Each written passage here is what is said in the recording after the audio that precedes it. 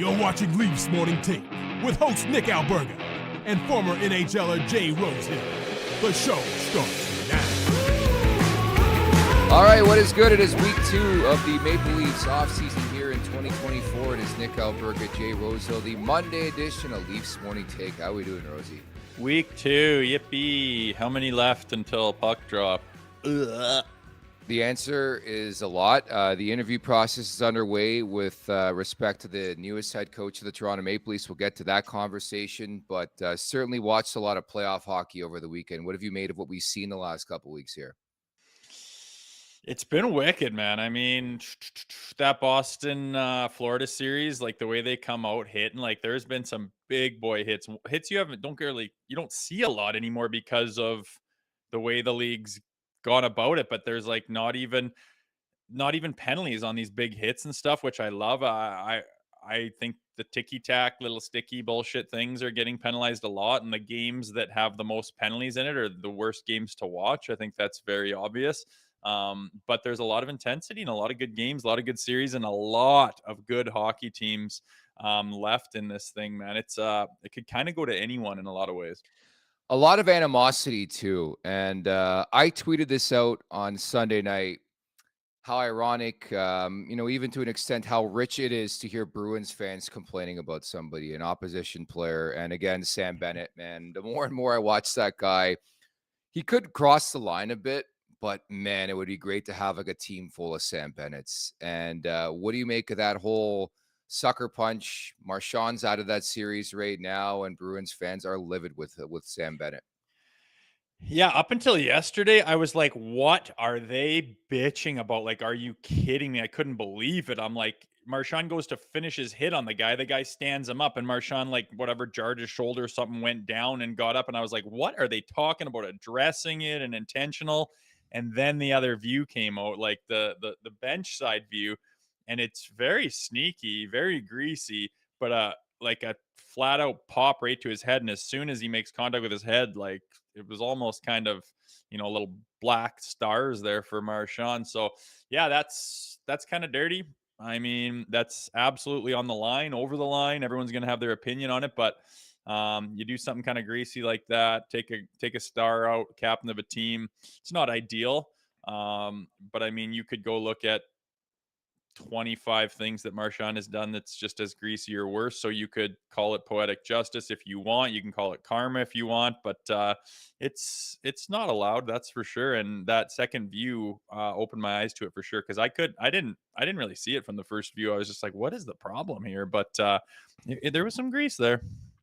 There definitely was. I'm pretty certain Taylor Swift released a song called Karma, something around those effects. And maybe karma is the right answer. But I just think it's really rich coming from that organization and that fan base. Like, that's the moment you're going to circle and be like, oh my goodness, I can't believe that transpired. And we've seen so many elements and points in time in Brad Marchand, specifically his career, but in general, the Boston Bruins, the way they play, there's been some moments in the playoffs and also in the regular season where you're like, wow, was that something that's going to be looked at from the league? And all of a sudden it happens once to them, it's the end of the world, right? And I get it's Brad Marchand.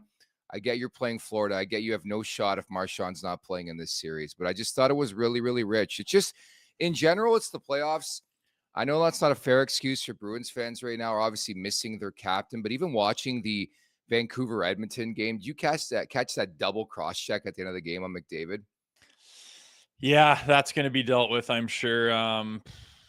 One, for the severity of it, and two, for boom, who it's boom. on. I mean, you could argue that was going across kind of his chest before he fell down, but when you load up both, I mean, I don't get it. These guys are all leading like this. They're all leading with the cross check on all these little scrums and get-togethers. And I used to kind of lead just with your glove and kind of the fist of your glove, and yeah, you can give a guy a shot or a face wash or get him in the, but when you get your stick up like that, I mean, there's a chance you're gonna do something that's gonna cause supplementary discipline. And you're cross-checking Connor McDavid in the mouth after your buddy cross-checked him from behind when he's standing there all alone, and all he did was give you a whack on the shin pads. Sorry, you're gonna feel that from the league, I'm pretty sure. And yeah, it's just cross-check a guy in the mouth. There's 100 other things you can do that are more reasonable, more, manly, more fair, more everything than a cross check to a superstar's face. So he's going to get dinged. I don't really like it, but that shit happens. But I mean, if you're going to go about your business and use your stick that way, you're going to flirt with supplementary discipline. And I imagine he's going to get it. Who do you think's getting it? Is it Zadorov or is it Susie or both? Susie, Yeah.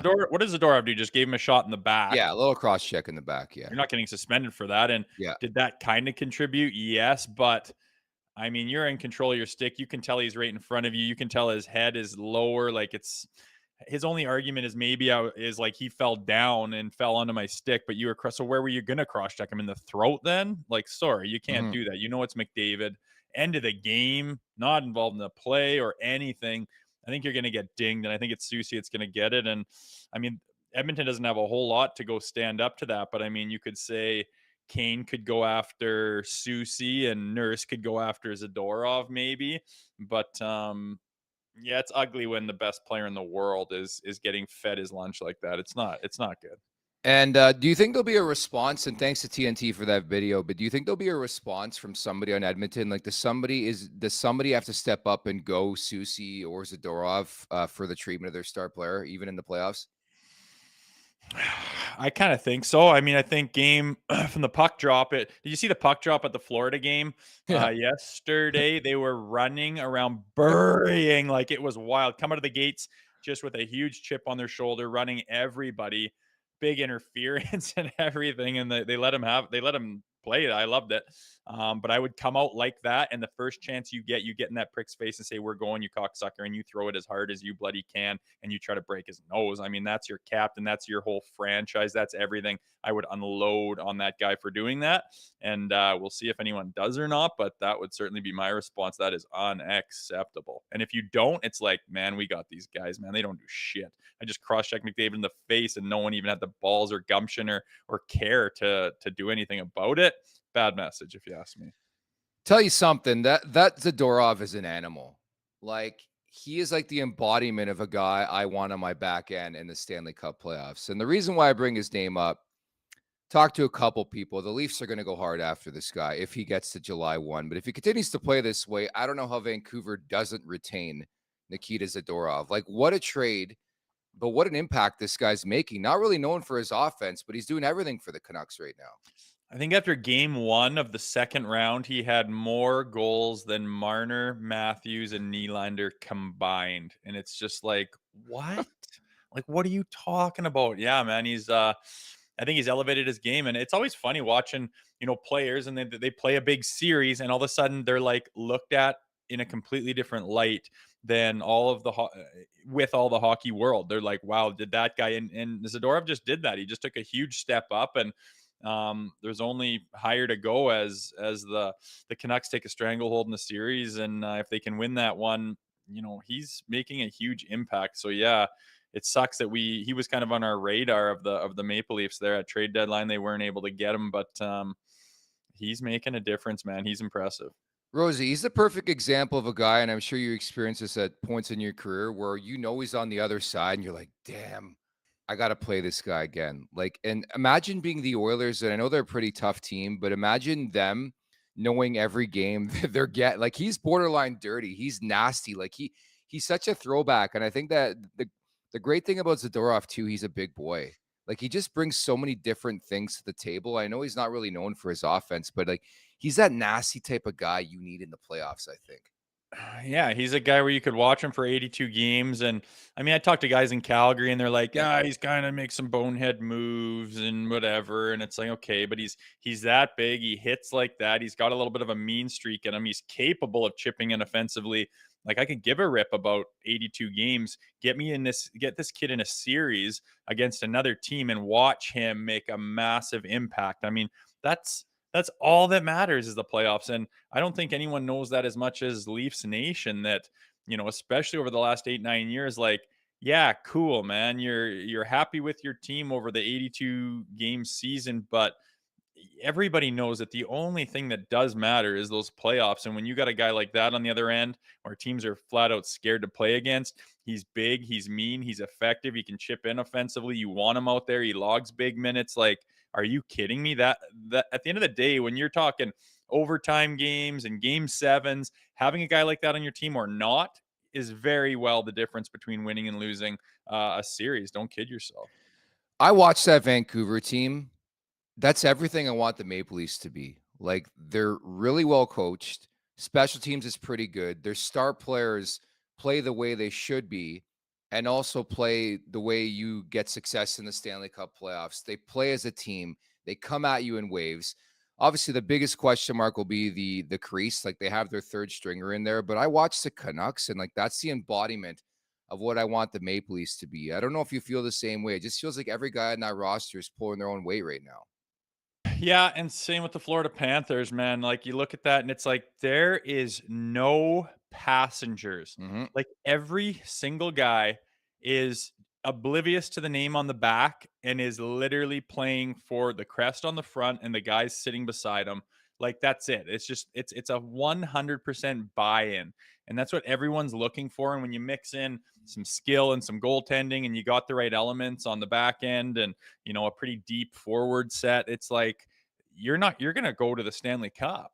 That's what it's all about. That's how it's built. And I think the Leafs got away with that. I think they were a victim of some draft picks that they felt they needed to develop and turn into something special, but they obviously lost their way in that a little bit. But I mean, so this is something I got sent to me. The Oilers are at 50% on the power play. If they go 0 for their next 246 power play attempts, their PP would just be ahead of the Leafs still in the playoffs. Like, they were like 4.6%, the Leafs. And if they went 0 for 246, they'd be at 4.7 or something. Like, I wrote back, I'm like, that's a bullshit number. Are you kidding me? And then you crunch the numbers, you're like, no, that's true. It's just incredible. It's an incredible statistic. But yeah, at this time of the year, when you're going into the third round of the conference finals and teams that come to the top before that, you're looking at them and yeah, they're made of all the right stuff. And absolutely no doubt about it. And I was unsure about Vancouver if they had the gumption and the playoff mentality and identity, and they're showing that they do, man. Brother, it's utterly sickening. There's no other way to phrase it. This Maple Leafs team's known for their power play and their offense. And then I watched the Oilers. They scored 2 power play goals in game 3. That's more than the Leafs had in the first round.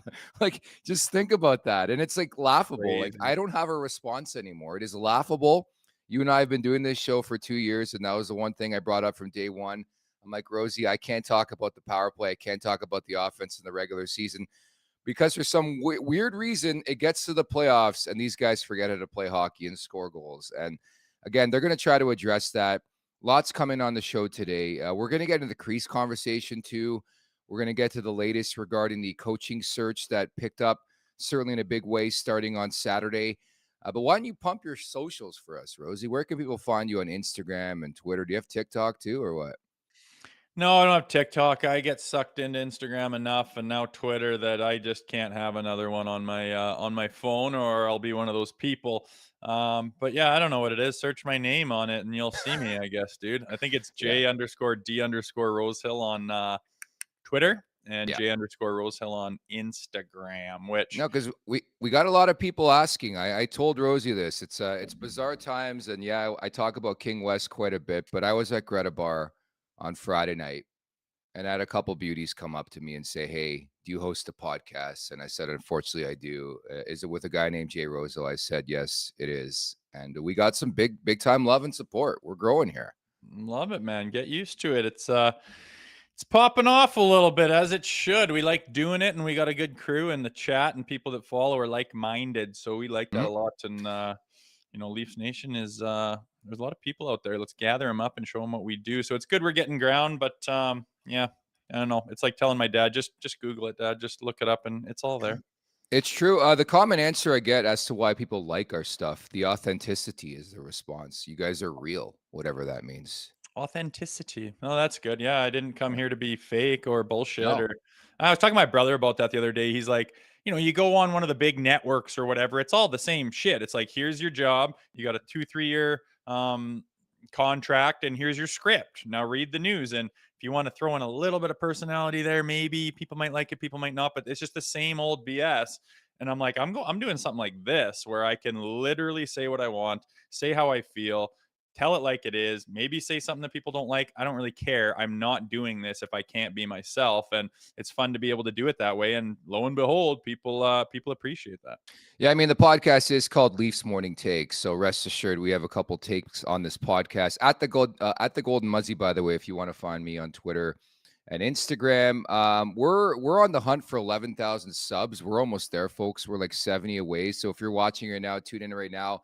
Are not a subscriber of our YouTube channel at the Leafs Nation 401 at the Leafs Nation 401, where you can subscribe right now. Hit that like button. Leafs Morning Take wherever you find your podcast. Make sure to leave us a 5-star review. And don't forget to visit the LeafsNation.com for the very latest happening. Very busy time here for the Maple Leafs, even though the season's been over for a good 8-9 days. The opening segment is brought to you by Greta Bar YYZ. For a good time, find Greta, 590 King Street West. Weekly specials, live sports, over 60-plus arcade games. Let the games begin. Go big. Go to Greta Bar YYZ. Did you see the latest here, Rosie? Todd McClellan was coming to town. Yeah. So I guess we can start there. If there's one thing we have covered in this market in Toronto, it's like the whole plane tracking thing. Now, somebody got a glimpse, a picture, a video of Todd McClellan supposedly, allegedly at LAX, as you see on your screen right there, awaiting to board a flight for Toronto, which would check out. From all accounts, he is interviewing with the Maple Leafs today, but this is next level stalker level. I know a thing or two about that. Watching Baby Reindeer. Have you watched that show on Netflix? No, is it good? It's wild, man. It took an extreme dark curve turn, like episode 5. For those of you who have watched it, you know what I'm talking about. But I like it. yeah, Toronto's got that stalking thing to a T going right now, especially dating back to Kawhi, the whole Shohei Ohtani thing. But yeah, McClellan, I guess, boarding a plane for Toronto here.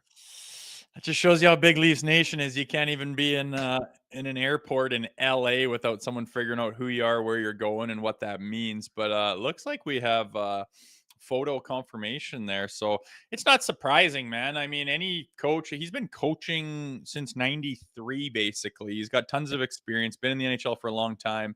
It's not like it's not crazy to say they're going to bring in a bunch of guys and interview and see what they think, because it's a huge decision, right? I think we know kind of who their front runners are, and there's some other gray areas here and there, but if they'd be remiss if they weren't like, we're going to bring in a lot of different options, whether they're number 3, 4, or 2, whatever on our list, and hear what they have to say, just to say we didn't leave any stone unturned, just to say that we did it right. And yeah, there's a bit of a time clock going on, but if any coach is even in the whisper of potentially being the coach of the Maple Leafs, I don't think they're going to jump on the New Jersey Devils just because. I think they'll let the process, handle out. And if some guy does jump on the Devils when he had a chance to be the coach of the Leafs, then I don't think we want him anyways. So I don't think there's a huge time crunch here, and understandably so. They're not necessarily taking their time, but they're doing it right and making sure they get the right interviews and whatnot, I imagine. Here's my read on the situation. I think Craig Berube is going to be the next head coach of the Maple Leafs. Number one, according to multiple reports now, he was the first to interview for the Leafs job on Saturday. They comboed that up by talking on Sunday. I think this is part of the process. You need somebody else involved, which again is ironic because when the Maple Leafs brought in Brad Treliving, he was the only guy they pretty much interviewed. And this time they're going to go with 2. I think there's the connection as well. Brendan Shanahan and Todd McClellan. I believe Shanahan was a player on McClellan's bench for one season, something like that. Like there's a relationship fostered there. But I think all signs have pointed to Craig Berube for a long time. And among the things I look at is the fact that New Jersey has been waiting for like 6 weeks. Travis Green was their interim to wrap the season. He goes elsewhere. They've been linked to Berube. If it was as easy as making that decision, Berube would have made it, dude. We talked to him in January. I just think he has been earmarked for this job for far too long for it not to happen.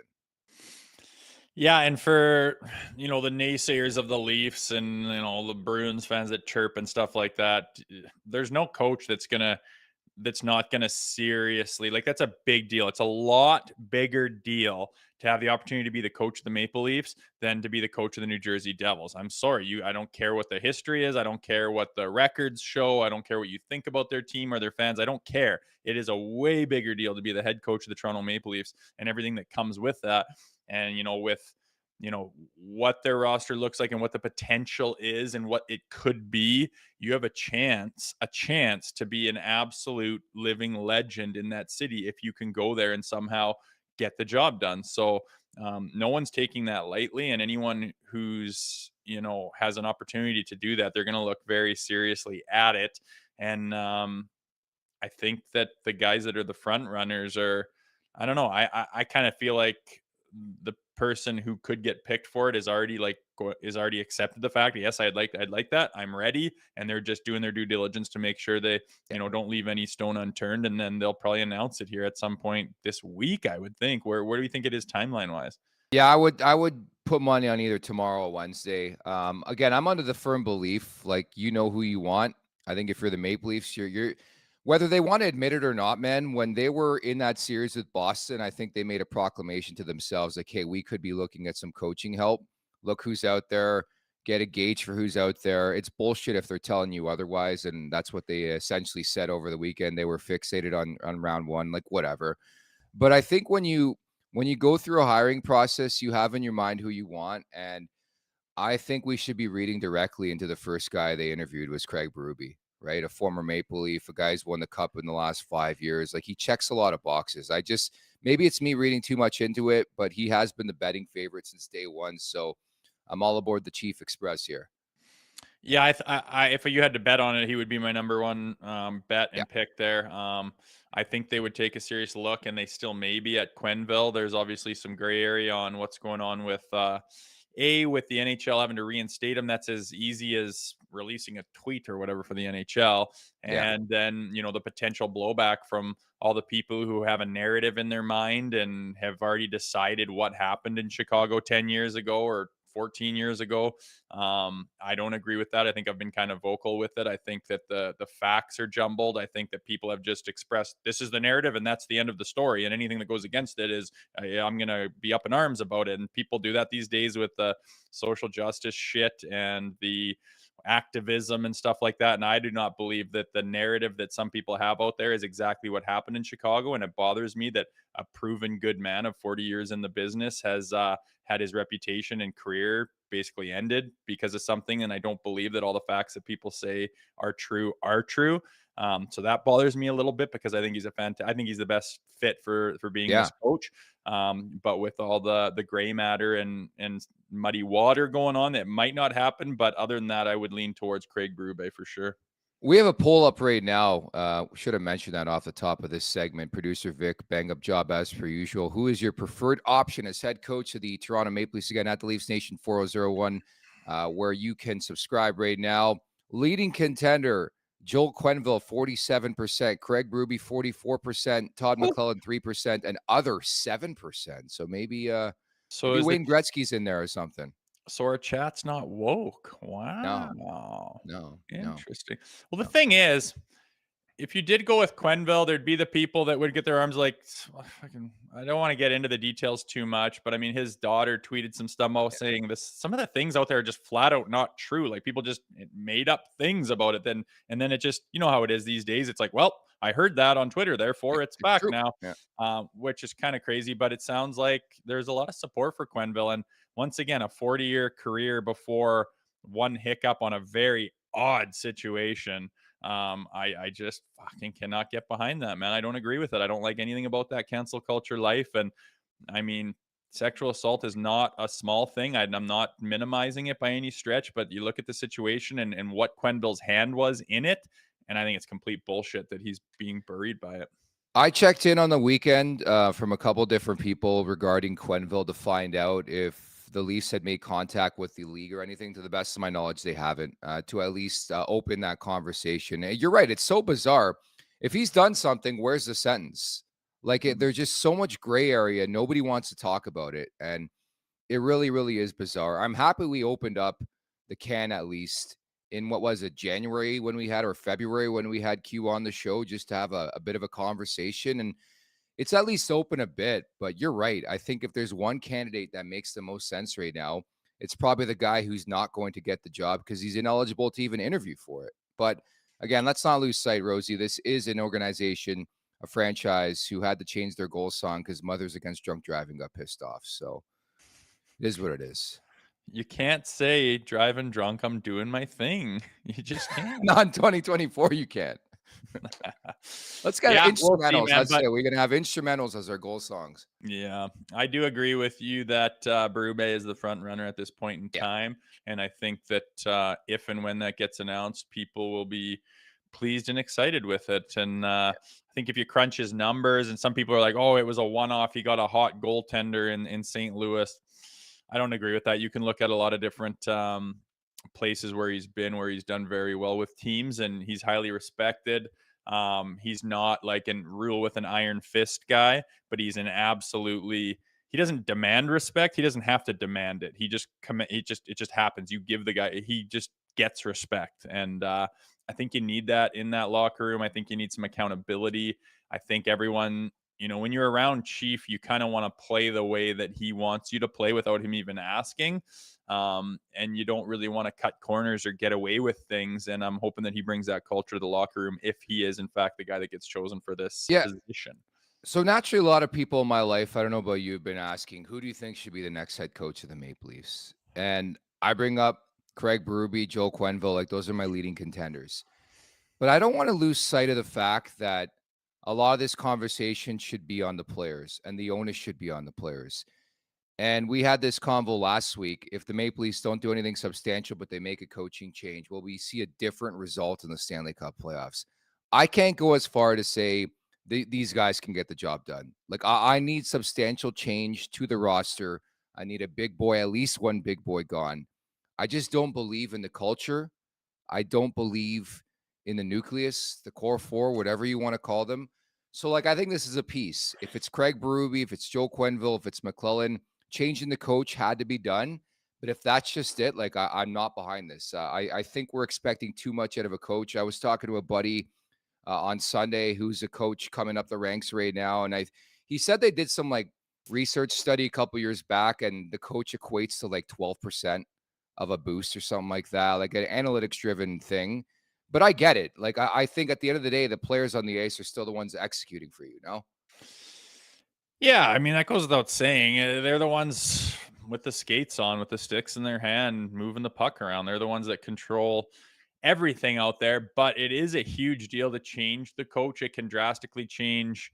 You can look at a team's never exactly the same, but from one year to the next with a coaching change, you can see and feel a very palpable change in attitude and just way of looking at things. And yeah, that matters. But I agree with you that it's not enough to change what this team is and the shortcomings they continually find in the playoffs.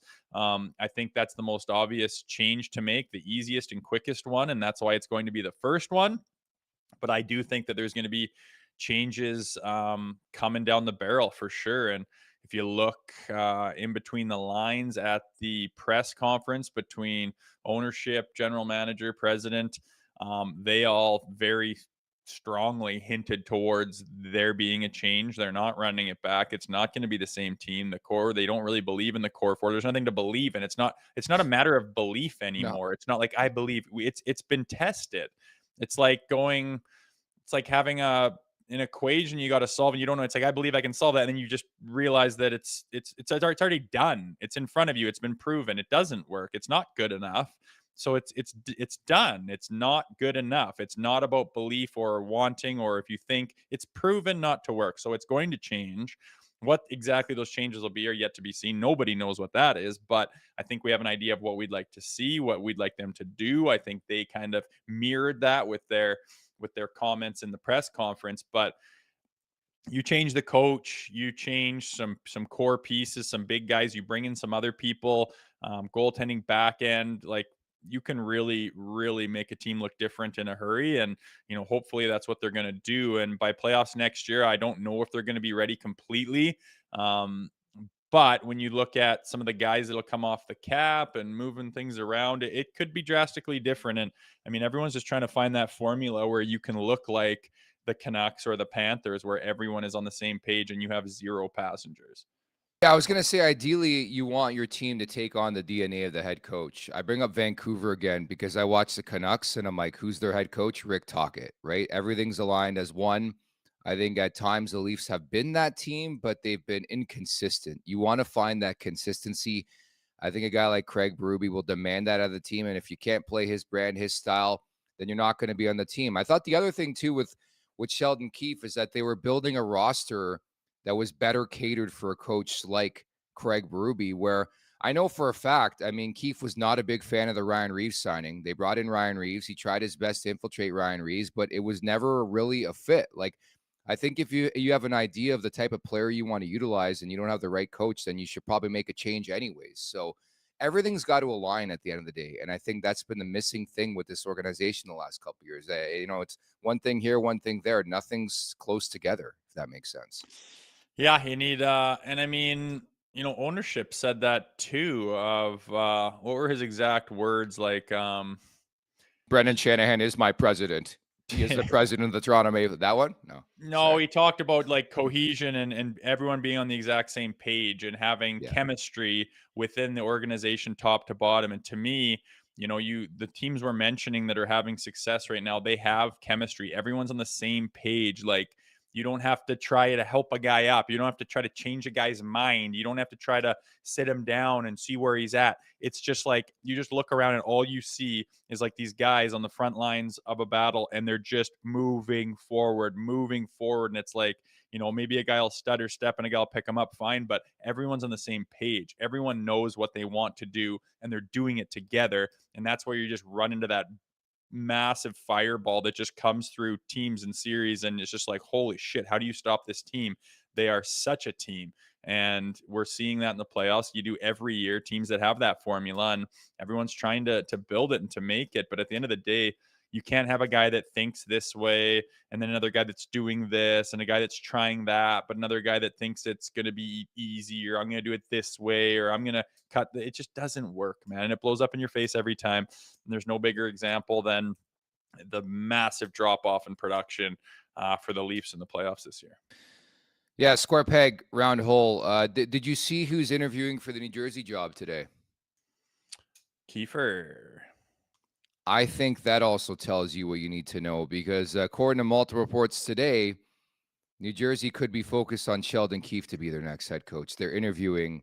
They requested permission. They received permission over the weekend for the Maple Leafs. And suddenly, the major team linked to Craig Berube is now linked to the former head coach of the Maple Leafs, Sheldon Keefe. I think it's like musical chairs, a carousel. Yeah. I don't know. I don't get too into the rumors and stuff. Just tell me when they announce something. It's very likely that he could go there. If he doesn't, fine. I think Keefe's going to work in the business again, obviously. It's just, I don't care what the New Jersey Devils do. I could care less. I'm hyper focused on this team and what's going on with it. And it wouldn't surprise me at all, though, if Keefe ends up in another organization's head coaching role. I think he's got his head screwed on straight. His attitude's right. He's class. He hasn't burned any bridges. I don't think he ever will. He's not that guy. And maybe he can go find success elsewhere. There's tons of times where a coach gets canned from a team where he can't get a goddamn thing out of the roster and goes on to have success elsewhere. It's literally like the name of the game. So doesn't surprise me, but yeah, I'm not as concerned about what's going on that side of the table. Did you see Kyle Dubas got caught liking a tweet about Sheldon Keefe going on vacation for a couple years, getting paid to go on vacation for a couple years in the Maple Leafs? Would he like it and then unlike it? No, he liked it. And I saw somebody tweet, "Hey, you realize we can see your like tweets." So what did someone said Sheldon Keefe. I think it was a Cabby tweet. Cabby put out a tweet and it was like, it was a picture of Sheldon Keefe, because everybody's having conversation around where Sheldon Keefe had his goodbye message. People had like photoshopped different backgrounds, and it was like something to the effect of Sheldon Keefe going on vacation or getting paid vacation for 2 seasons. And apparently Kyle Dubas liked the tweet. Whatever, man. Hey, It's Dubas not. is at the Worlds. You see who's at the Worlds? Michael Bunting. You see who's the captain of Team Canada? John Tavares. He says he's excited to be the captain of Team Canada. He's really excited. Yeah, good for him for going there, man. It's you getting older. It's harder to do that. You want your off season. You got your family and stuff like that. Off season kind of short. You got to be training and everything to go over there play for your country. I respect the hell out of that, and it's good for them. But yeah, I don't know. There's gonna be Dubas fingerprints on this team for a while, man, and people are gonna have sour feelings about it. People are gonna have good feeling. Whatever it is, it is. But as far as the contract of Keefe, it's an absolute drop in the bucket when it comes to MLSE and the money that they have that he's getting paid for a couple more years. Whoop-de-doo. Whatever. Let's talk about the crease. Frozen pucks are awesome when they're in the back of the other guy's net, but that doesn't mean you'd want to eat one. That's why Wendy's only ever uses fresh Canadian beef that's never been inside of a freezer in all of their burgers.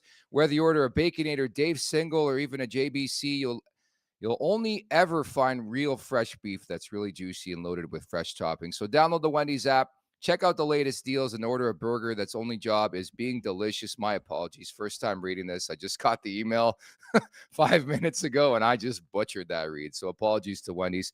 I'll be better tomorrow. These things happen as long as you're talking about yummy, juicy burgers. I think they're happy, buddy. I love Wendy's. Phenomenal. Okay, I want to get into the goaltending conversation because I'm sure you saw on Saturday, I put out a tweet pretty much asking Leafs fans, like, realistically, who do you think is a guy they can bring in to replace Samsonov? We heard the press conference on Friday. They're obviously going to move on. So free agent options, guys, I brought up. You see my tweet on the screen right now. Many thanks to producer Vic.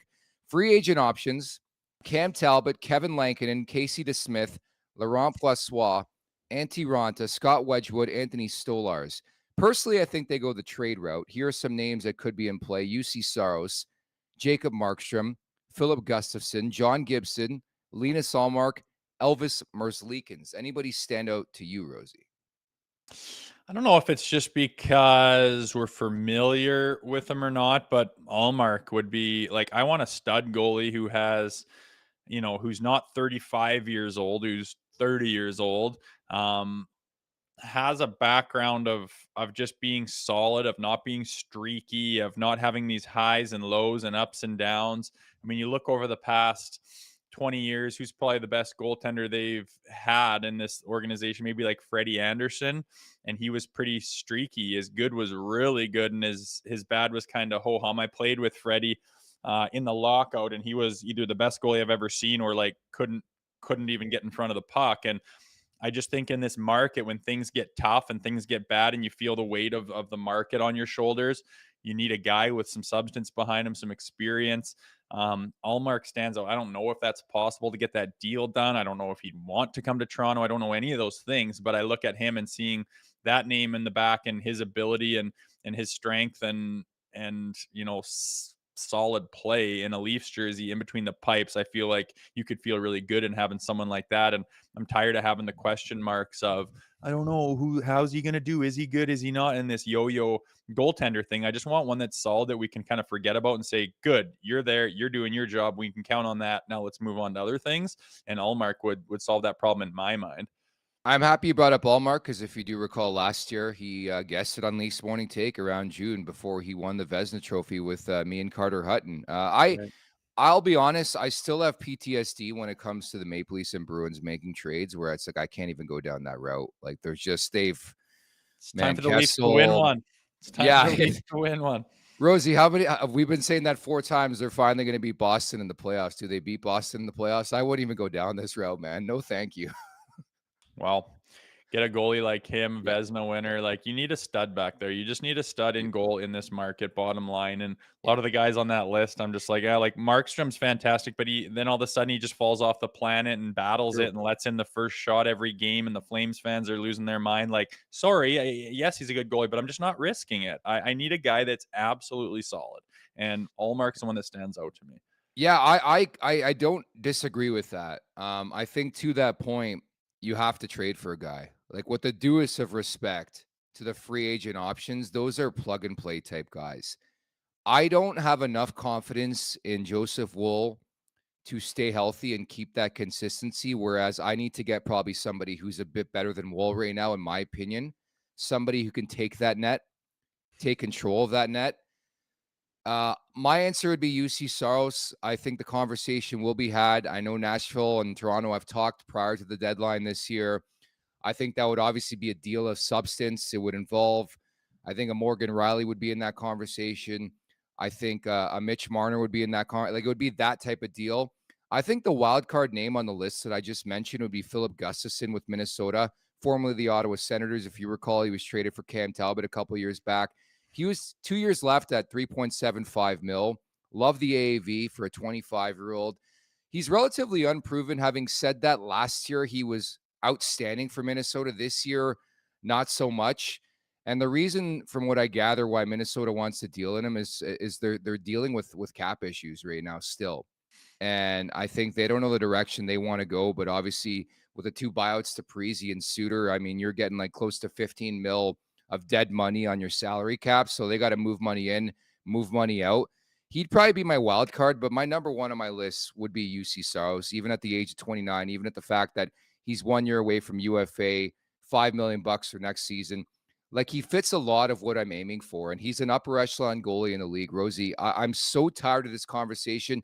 I want somebody who's going to solidify the crease. I don't want another stopgap.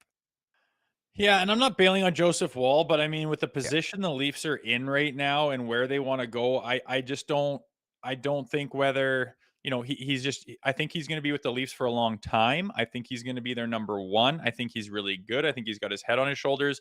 But if you just hand the reins to him and say, well, here you go, it's all in your hands now. If you play bad, you know, this whole thing is going to be on you. And that's the unfortunate thing about a goaltender is your mistakes are super highlighted. If you play poorly, you lose the game. That's not the case with all the other positions necessarily. But it is with goaltending. And that's not even talking about, you know, potential injury history. So I think you have to back him up with someone else.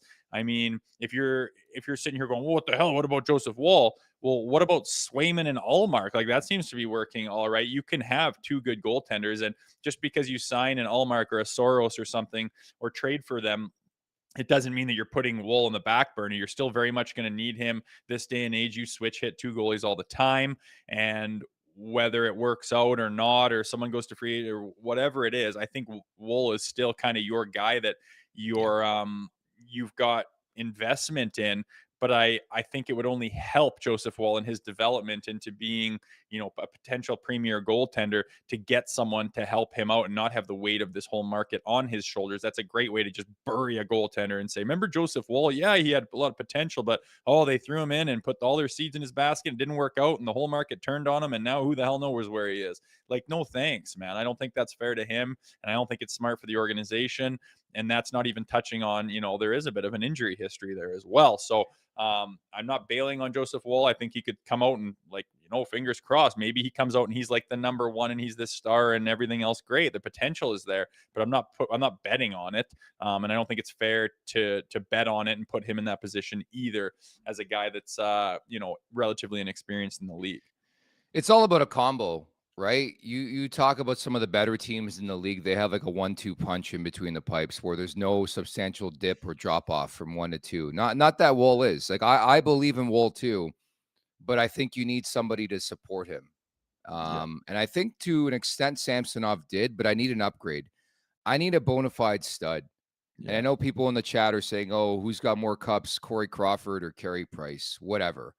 I think it's been long enough in the last 2 decades, 20 years. Like, I had this conversation at Mother's Day dinner with my brother who's a goalie. He's like, when's the last guy you could count on in between the pipes? Like, yeah, Woll's got a bright ceiling and a high future, but like, it's more so like, who can I trust? Who can I count on? I want somebody like that. And maybe there isn't an option out there. If it's not Saros, if Markstrom's not going to make sense, I agree with you on Ullmark.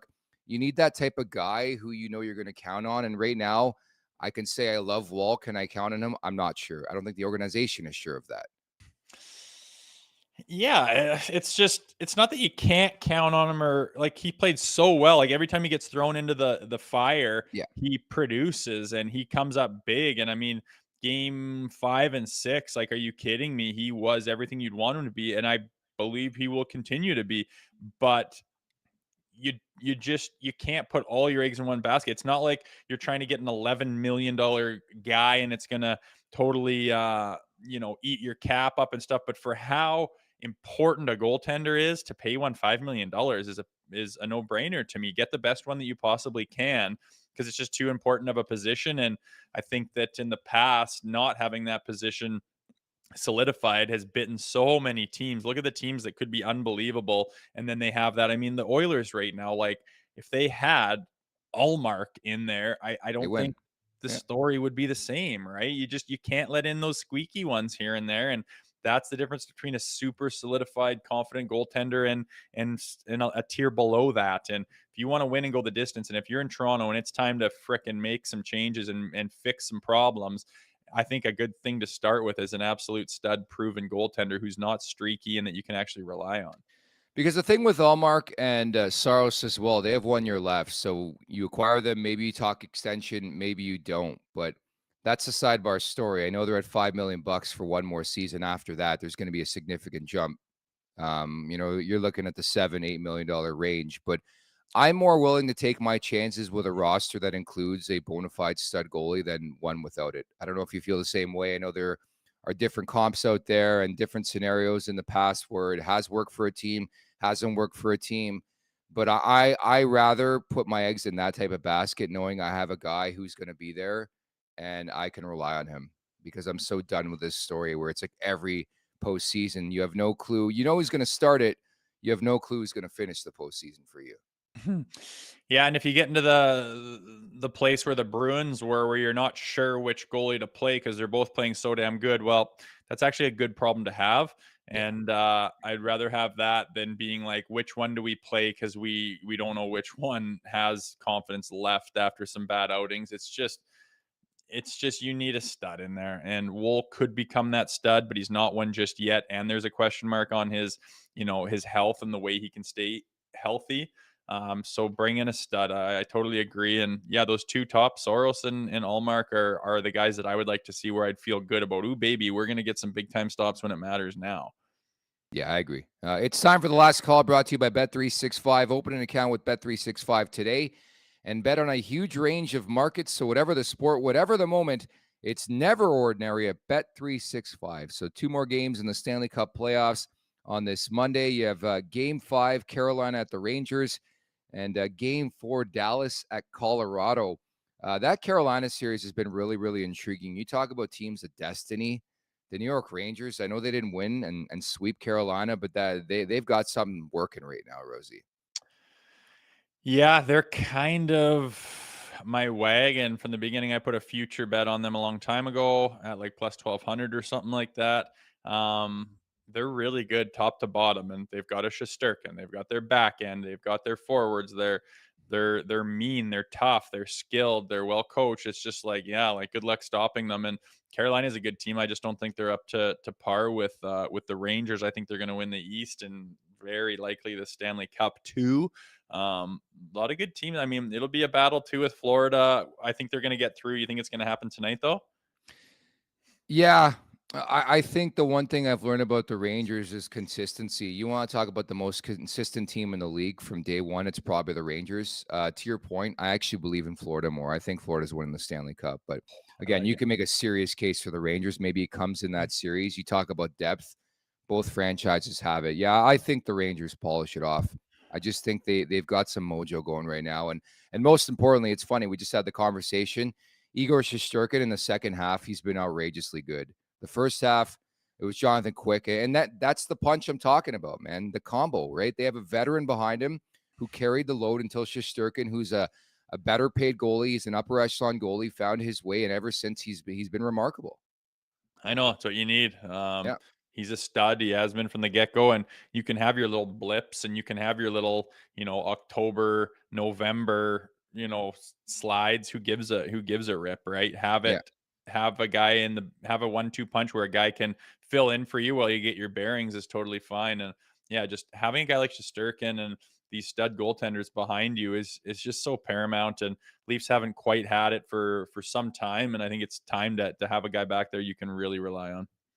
It's even money, by the way, in that Rangers-Carolina game. Pretty much a pick 'em. I like Colorado in Game 4 against Dallas, too. I think that series is going 7 games. But It's heating up for sure. I mean, to your point of your tweet over the weekend, it still feels a bit raw and weird to not have the Leafs playing hockey. It's like damn, they couldn't do it again, I know that game, it just started. I'm like, oh my gosh, if this was, one bounce or one save or one power play goal different, we're watching the Leafs in a whole new series. It was a bummer not to be able to watch them, and judging by the response, some people agreed, and other people, trolls, like to jump on that too and take a chance to take a shot at the Leafs while they're down. It's all good though, but no, it's you feel for the massive group of fans that don't get to watch their team right now, and lo and behold, they're trying to fix it. I am sure of it. Onward and upward we go. So that's it for today's podcast. Coming up tomorrow, we'll keep you up to date and up to tabs as to what's transpiring when it comes to the coaching search. More on the Stanley Cup playoffs. Maybe we'll have a tasty guest for you. Just never know what's going to transpire here. Great job, Rosie. Yeah, we got our little Rolodex of folks that we can lean on. So maybe the new coach, we'll see if we can snag that when the hammer drops on that information. We'll see, but you never know. Stay tuned, subscribe, continue on. Yeah, the hunt to 11,000 subs, folks. What a ride it has been over the last, I guess, since we launched this channel last February. It's been a crazy dynamite roll. So at the Leafs Nation 401, hit that subscribe button, hit that like button, Leafs Morning Take, wherever you find your podcast. Make sure to leave us a 5-star review. And don't forget to visit the LeafsNation.com. Many thanks to producer Vic, everybody in the chat. You were great. For Jay Rosehill, I'm Nick Alberga. We'll talk on Tuesday. Take care. Make sure to check out more of our content right here on the Leafs Nation YouTube page. We got long-form interviews, we got clips, we got epic rants by Jay Rosehill. We simply have it all. And don't forget, you can find out much more at theleafsnation.com. Thanks so much for watching.